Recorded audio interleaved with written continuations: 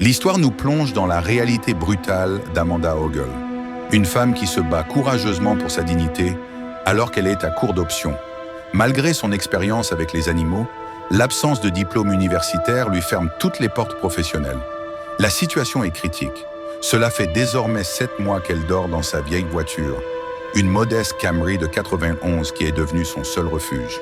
Au téléphone avec sa mère, elle tente de garder espoir en affirmant qu'elle a un plan, même si le destin semble se moquer de ses projets. Tout bascule lorsqu'on lui vole son véhicule. La police finit par retrouver la voiture, mais le soulagement est de courte durée.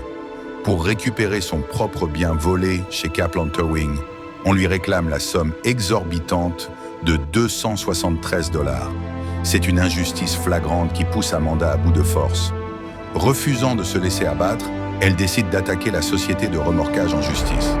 Elle fait alors équipe avec Kevin Edgars, un avocat très jeune mais déterminé, qu'elle traite avec une ironie mordante en soulignant que sa voiture est plus vieille que lui. Ensemble, ils s'attaquent à de véritables brutes juridiques qui utilisent les frais de fourrière pour écraser les citoyens les plus fragiles. La tension monte lorsque les menaces deviennent physiques et verbales.